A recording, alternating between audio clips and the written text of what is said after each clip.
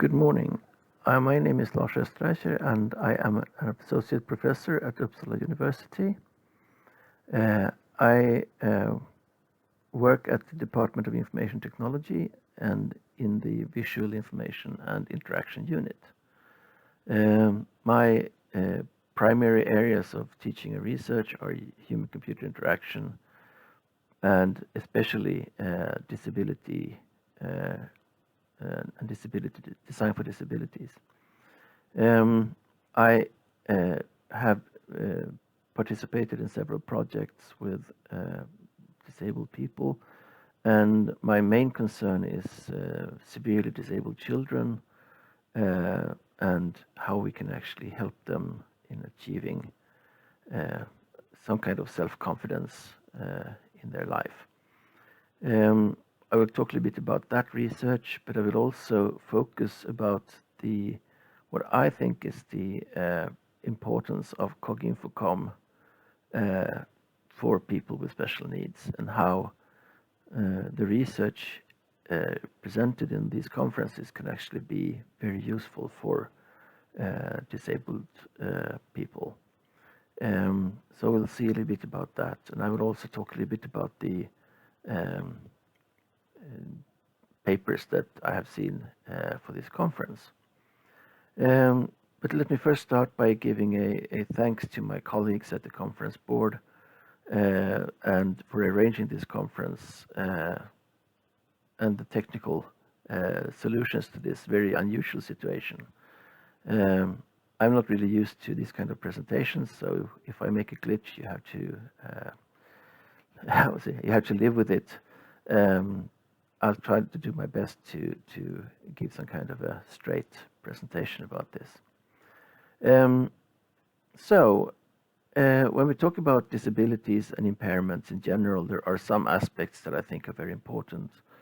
And I think that these are very often, in some way, missed when we talk about how to support these people. We often focus on how to make people walk, how to make people communicate, and how to make people, interact with the world. And in some way, we of course address this, but I think that the exclusion factor is very important. We are not really including these people in the reality that we live in.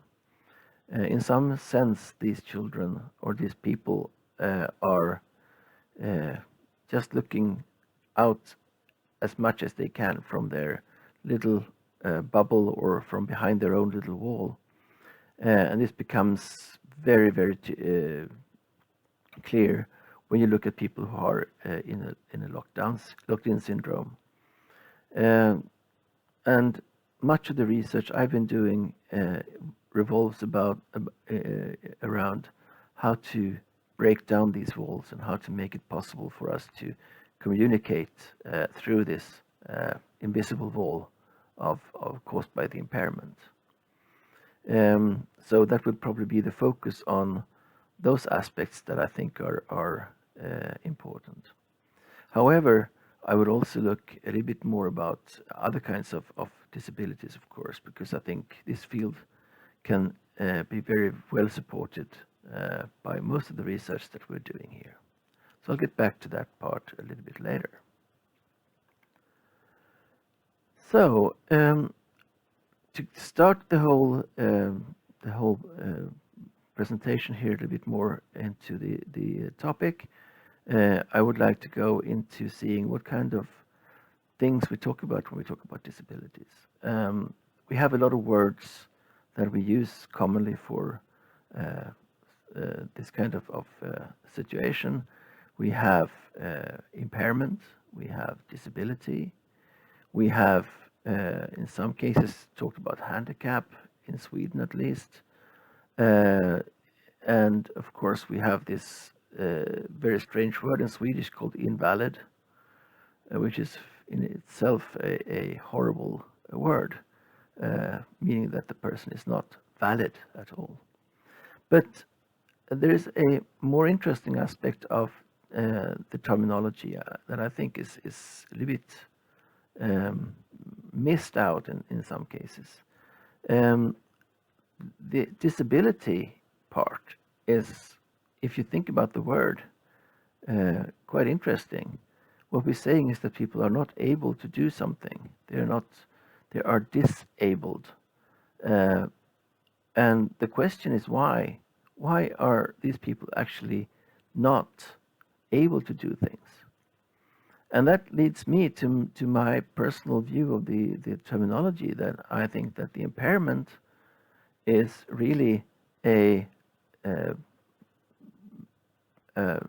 the I would say the factor within the individual that is causing the disability in certain situations. And of course, I'm not sure I like the word impairment also, because it's also indicating that this is a non-normality, but that's a completely different discussion. However, what happens is that people sometimes refer to impairments now as functional variations. And I'm not sure about that part either, because in some cases the functional variations might not be functional at all. I'll get back to this a little bit later in the talk. But anyway, the main differentiation I want to make is between impairments and disabilities.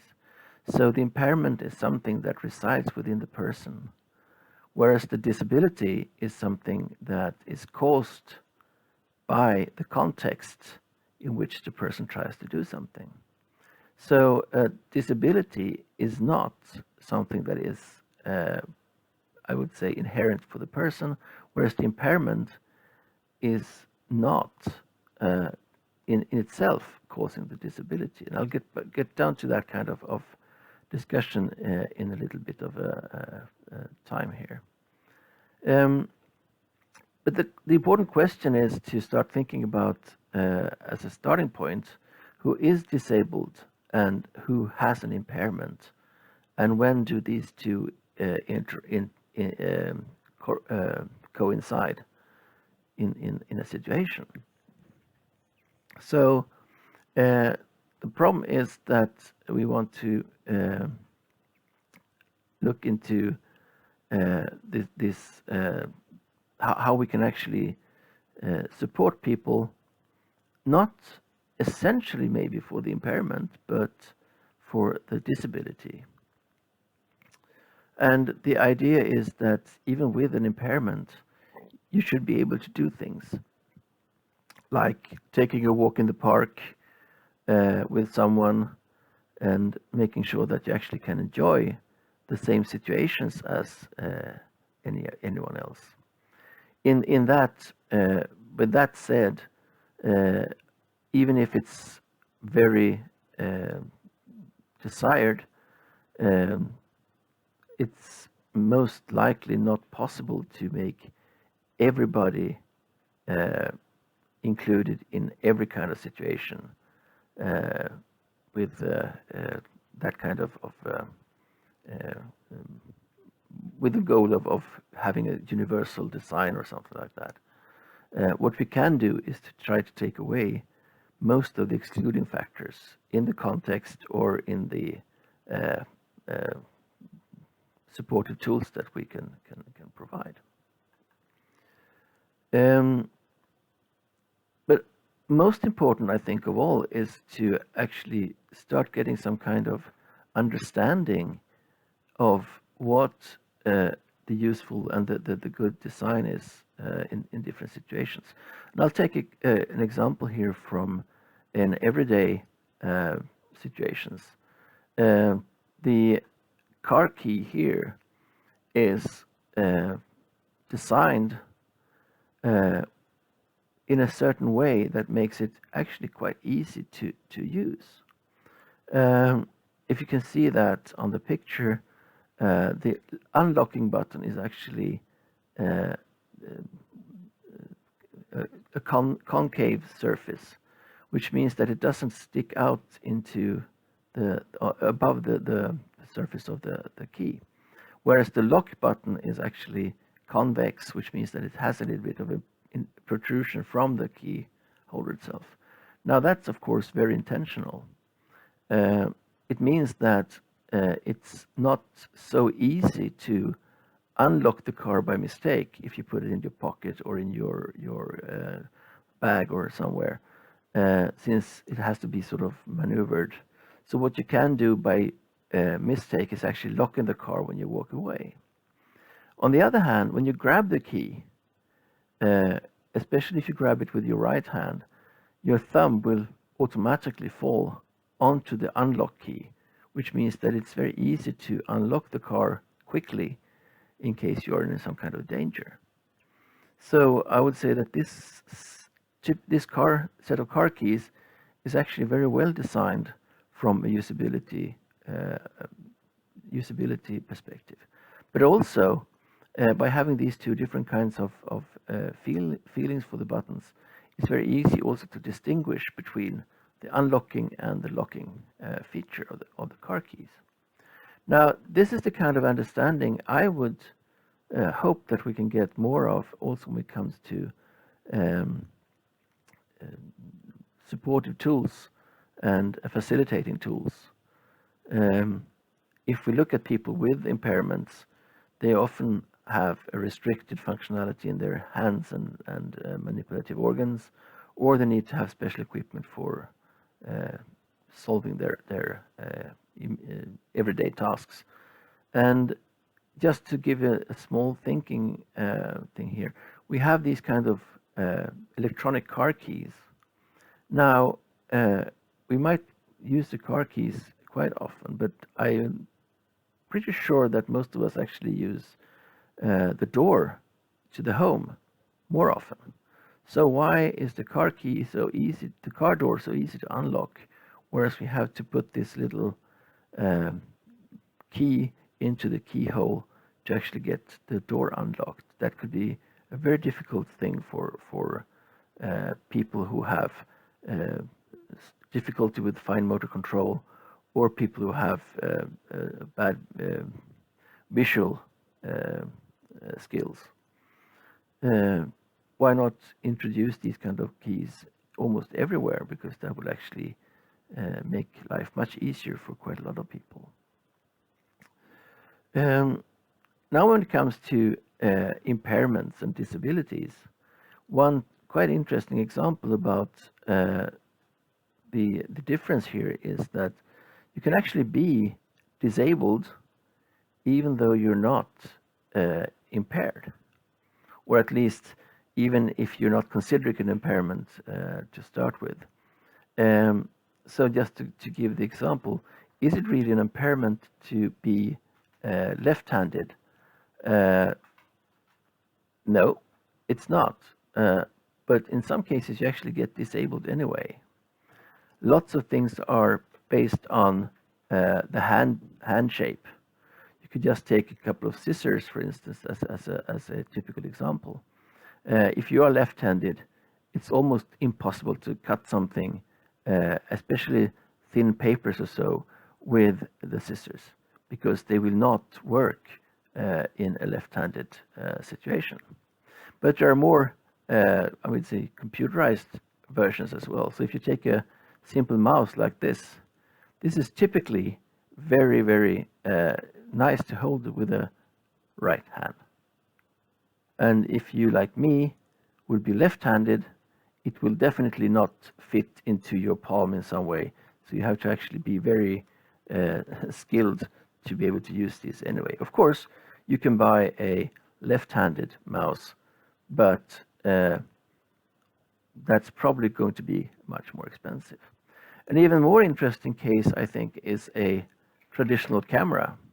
So if you have a traditional camera, this one can only be used with a right hand.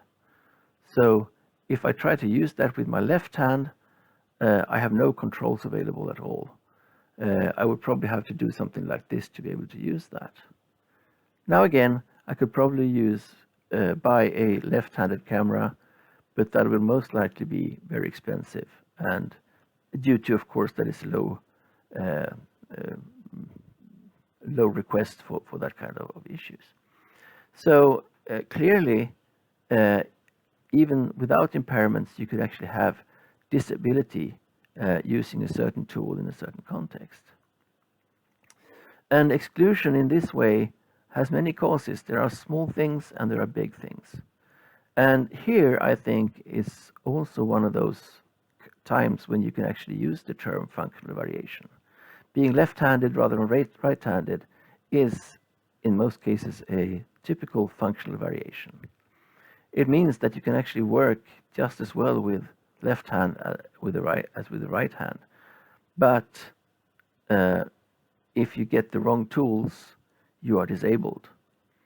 There's other things that, if you think about this question whether it's an impairment or a disability or a functional variation, sorry, if it's an impairment or a functional variation, I would consider that something which is definitely not a functional variation is certain kinds of impairments, such as restless legs, for instance. If you're having restless legs, I would consider that to be something which I could never see as a positive functional variation. It's really something with just an impairment, and as such, it would be very strange to call that a functional variation. On the other hand, personally, I have a high degree of ADHD, which I was diagnosed with as a grown-up some 5-6 years ago. And the interesting thing is that when I start thinking about what that condition means to me, it's more or less interesting to see that as a functional variation, at least in my case, where if I do take a medication and use my cognitive skills for that I've trained up in that situation, I compensate very much for the ADHD features that I have, which means that I have trained how to focus, I have trained how to actually apply different kind of strategies to get things done and to finish things. On the other hand, the logical part of me then subdues the creative side. So without the medication I have, I actually become very creative. So if I want to do something where I have to get lots of ideas, having a brainstorm or something like that, I could actually use my functional variation and add that as a positive feature. Now, this is of course not everything for the same for everybody, but I would just wanted to stress that there is a difference between that and between those two terms.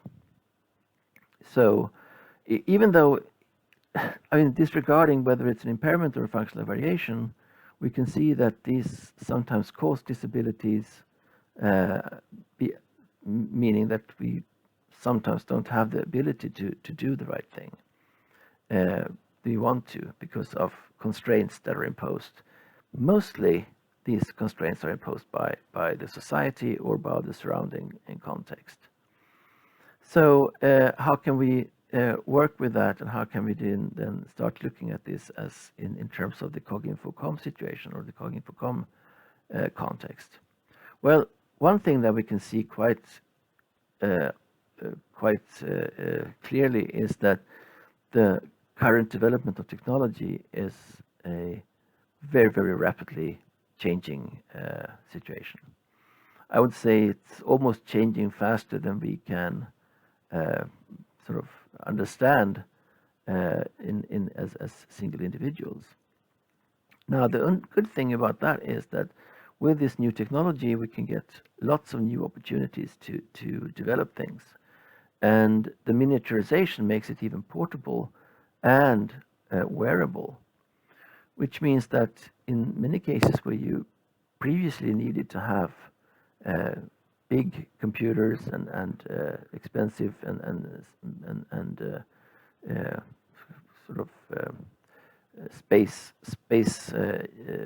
spatial equipment, we can now actually put small things into our pocket together with a battery and do quite awesome things. Also, this powerful technology is now affordable. It doesn't have to be expensive to develop some tools.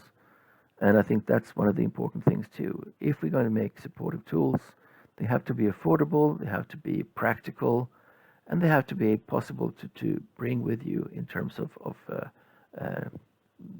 social context. So, of course, you also want to have technology that is non-intrusive, and we'll get back to that too. But this is an interesting thing in itself, because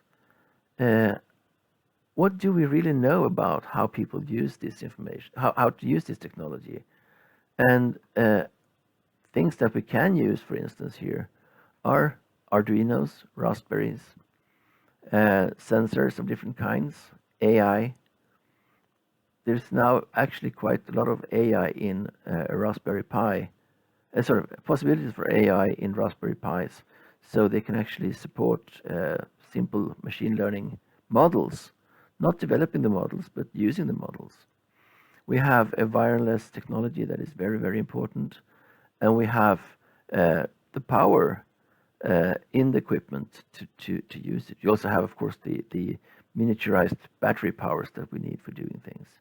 And of course, we also have the artificial reality, augmented reality, and the virtual reality, which is now becoming affordable as well as usable also for small-scale work. The question is then, how are we going to use this? What is the idea of using this kind of equipment, and how can we actually use it in the best way? Well, I would say that the most important thing is to understand. Understanding as such is the main issue. As I said before, it's the key to successful design.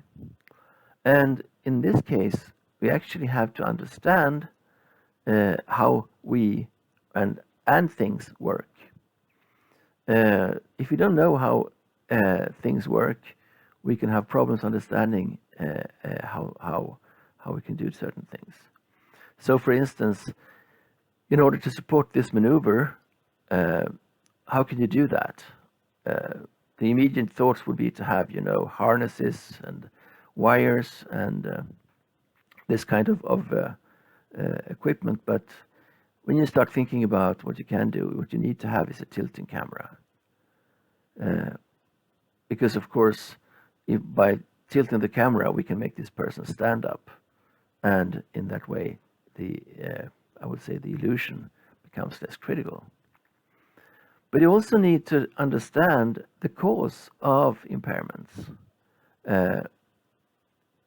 And in order to do that, we also need to find out more about the human cognition and perception. How can we find the information? How can we communicate with people to understand things?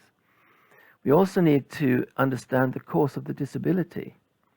The disability can be caused by the environment, as I said, in combination with the impairment.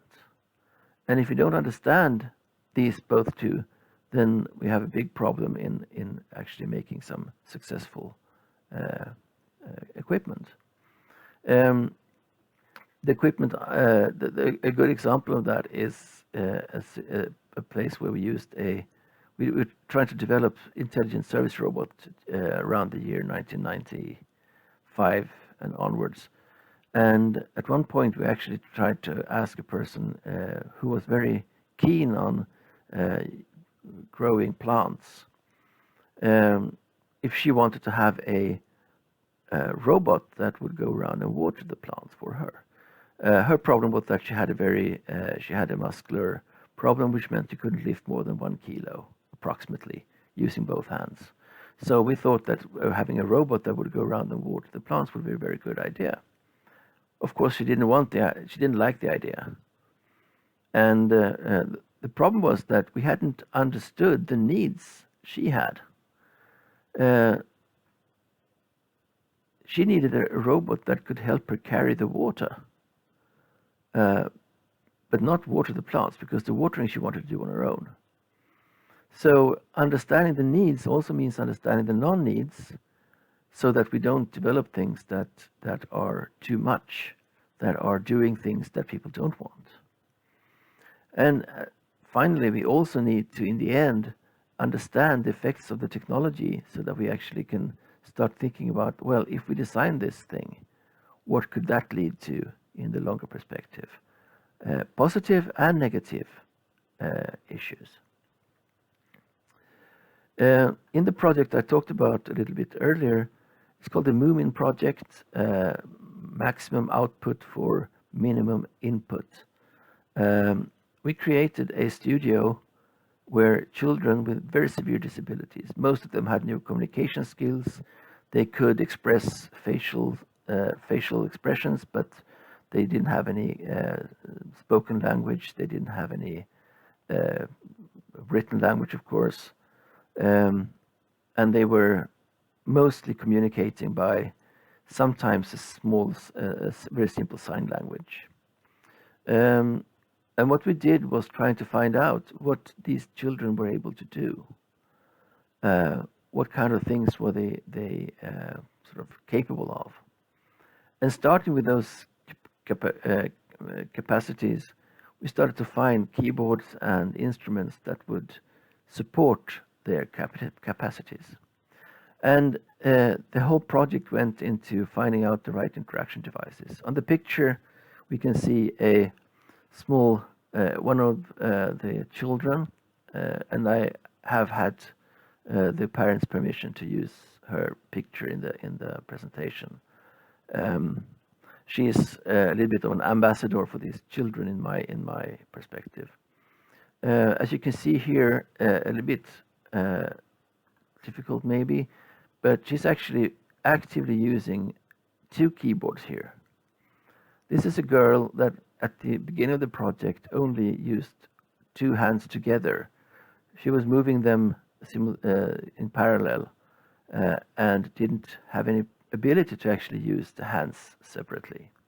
Now, after 5 or 6 years of the project, she was able to actually select different keyboards, and she was also able to instruct me or the teacher about how to hold the keyboard. So she actually wants to have this keyboard in a vertical position, giving her more power to her fingers.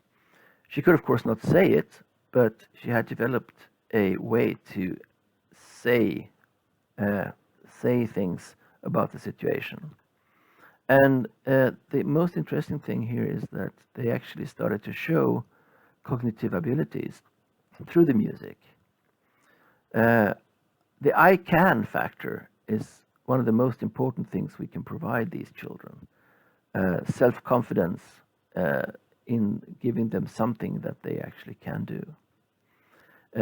One of the children who was also not speaking, he was just, I would say, he wasn't a blank face, but he was very difficult to read because he had a few recurring expressions. And he was, after 4 years of being just taught how to do things, his teacher came sitting down while he was playing on the keyboard. And just after a small moment, he looked at the teacher and then he took her hand and started pulling it over the keyboard. And she was very rapid in catching up what he wanted.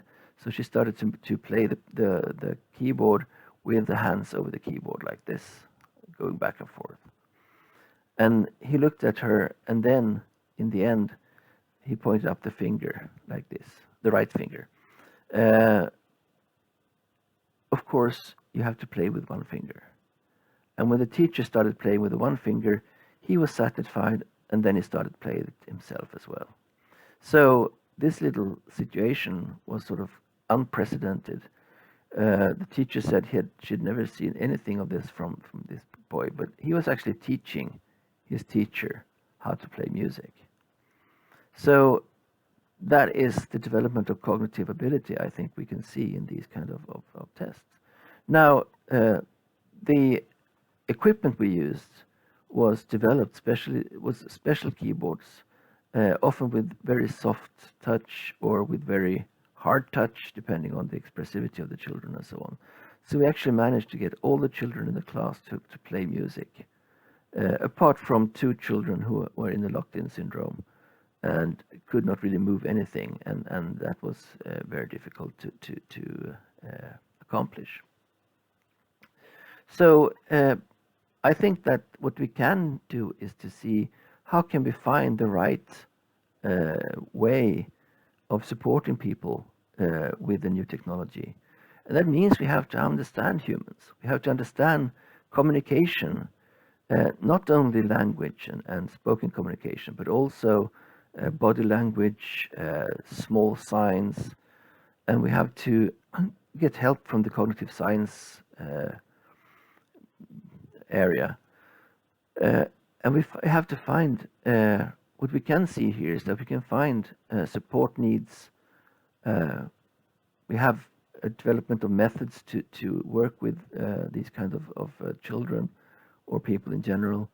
And we also have the idea about how to use technology to reach people in different ways.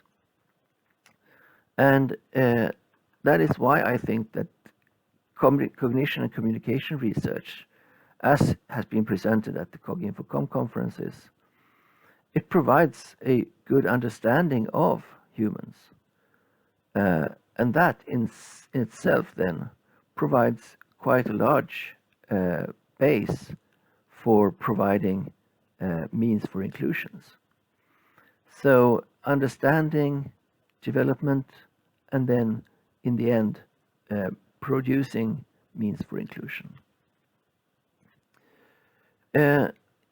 So I was looking through the papers and the presentations. I might have misread a few of them. I might have missed one of them or two, but as far as I could see, there were at least 15 papers at this conference this year that had a possible disability aspect within it, direct or indirectly. They were either researching disabilities and other kinds of conditions, or they were showing methods for communication, interaction, testing, development, and so on that were at least could be used for the research on disability and impairments. So among those things I saw was diagnosing tools, the measurement of cognitive impairments, the measurement of depression, understanding the needs of people with impairments, support for visual impairments, gaze detection, and many other things. Speech deficiencies were studied, and so on. And I think that is such an interesting development that we have these papers here. And I was very, very, very happy to see that these papers were actually sort of presented to the conference. I tried to visit most of those presentations so far, and I hope we're able to look at some more later today. And we have these kind of ideas that we want to put in. The paper topics go into communication, they go into neuroscience, they go into artificial intelligence, they go into diagnostics, treatment and therapy. And I think that is something which is very important to research. I would say that within disability research, we have a tendency to look so specifically at certain conditions. We look at people who have ADHD, autism, visual impairments, and so on, that we forget that there are a lot of things lying under these kind of this kind of research that we need to acknowledge first. We need to understand how communication works.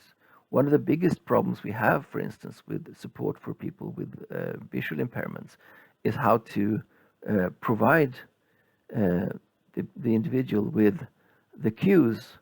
For instance, when you replace a white cane with some kind of electronic device, how are you going to give the input to the user? If you use normal audio, you would actually just take away the most important remaining sense from this person. And other kinds of communication devices are very difficult to implement, and in many cases also very difficult to perceive for the individual. So we have to understand communication. We have to understand how the brain works in many cases. We also have to understand how we can use artificial intelligence, machine learning, deep networks, and that kind of tools. We also need to find new ways of using the new technology for diagnostics and even for treatment and therapy. So I think that's also things that we can find in the papers that I think are very important for the future. And talking about the future, how do we proceed? And how far can we get with this? And what do we really need to do? I think that we need to work in many different ways. I think we do have to keep understanding the human and how the human works, both when it's, I would say, normal, but also when it's not going according to normal norms. But also, I think we need to work towards the practical usability of the results. I can see several papers here that actually have resulted in something interesting.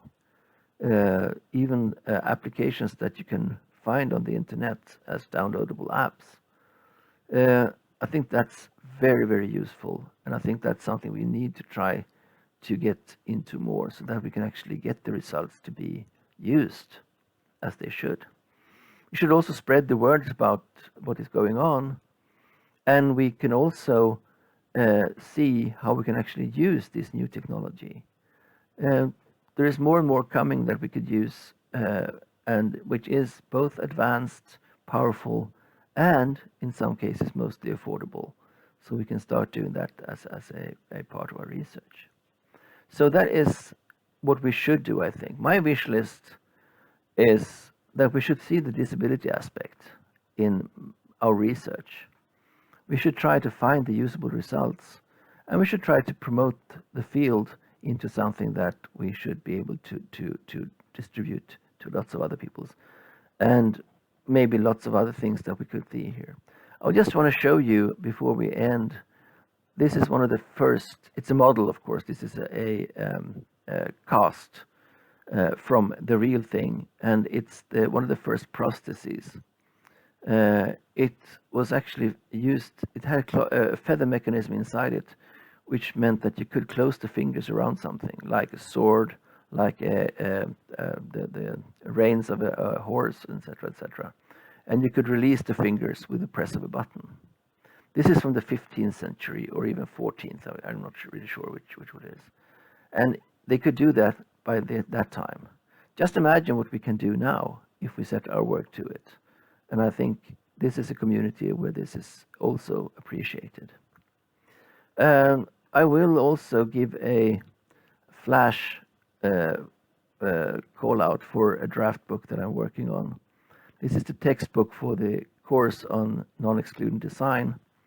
And it is, I would say, in a usable but still draft version. I still need to add some reflections and some considerations, but generally it's actually useful. So if you would be interested in seeing it or reading it, just send me a note, and I will try to send you the draft or see how you can do it. Finally, thanks for listening. I hope you have enjoyed this. My contact is here, and I just want to say that the drawings in this presentation have been done by my daughter Olivia, and I have asked her for some illustrations for the book, so they are taken from the book. Thank you very much, and I hope you have a nice last day of the conference. Thank you.